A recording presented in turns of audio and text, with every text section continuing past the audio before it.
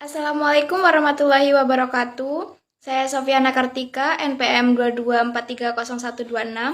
Yang terhormat, dosen pengampu mata kuliah Pemrosesan Data Terdistribusi, Bapak Dedi Irawan Eskom MTI.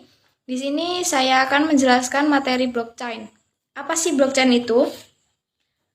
Bila diterjemahkan dalam bahasa Indonesia, blockchain memiliki arti rantai blok. Secara sederhana, blockchain adalah suatu sistem penyimpanan transaksi digital. Sebagai pusat data atau database, blockchain dirancang guna menyimpan informasi elektronik dengan format digital dan mampu menjaga catatan transaksi dengan aman dan terdesentralisasi. Mengapa blockchain itu penting? Karena blockchain mengurangi masalah tersebut dengan menciptakan sistem yang terdesentralisasi dan anti rusak untuk mencatat transaksi. Selanjutnya, apa saja manfaat blockchain?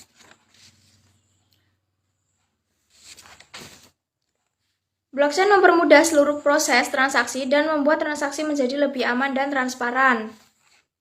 Kemudian, bagaimana cara kerja blockchain? Blockchain merupakan teknologi peer-to-peer di mana integritas informasi digital dilindungi. Blockchain berperan sebagai buku besar transaksi yang terdesentralisasi melalui jaringan peer-to-peer. Buku besar ini mencatat setiap ukuran transaksi dari awal hingga akhir. Tiap transaksi dimasukkan ke dalam blok dan setiap blok saling terhubung antara satu dengan yang lainnya. Daftar transaksi dikunci secara penanda unik pada setiap blok akan ditambahkan ke blok berikutnya, sehingga menciptakan rantai yang tidak dapat dirubah.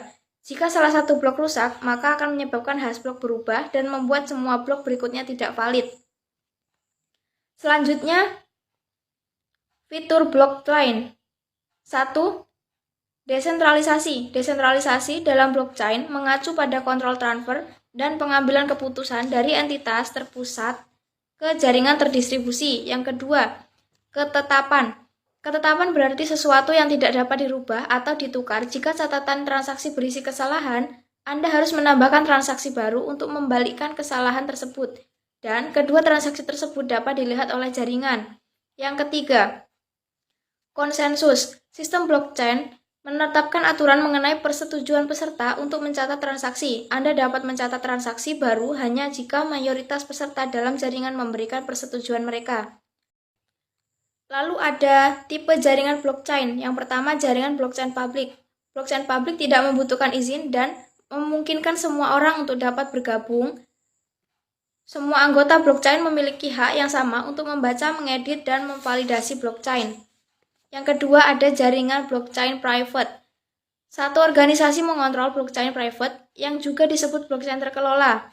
Otoritas menentukan siapa saja yang dapat menjadi anggota dan hak apa saja yang dimiliki dalam jaringan. Blockchain private hanya terdesentralisasi sebagian karena memiliki batasan akses. Yang ketiga, jaringan blockchain hibrida. Blockchain hibrida menggabungkan elemen dari jaringan private dan publik.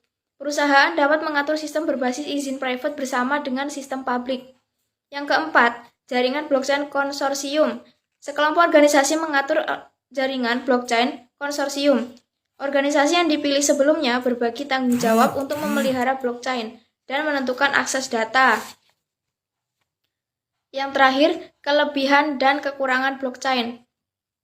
Kelebihan blockchain yaitu yang pertama, sistem lebih transparan. Yang kedua, keamanan data lebih baik. Yang ketiga, transaksi lebih efisien. Yang keempat, penyimpanan data lebih fleksibel. Yang kelima, audit lebih baik.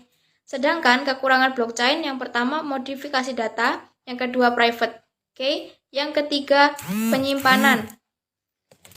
Sekian dari saya. Terima kasih. Wassalamualaikum warahmatullahi wabarakatuh.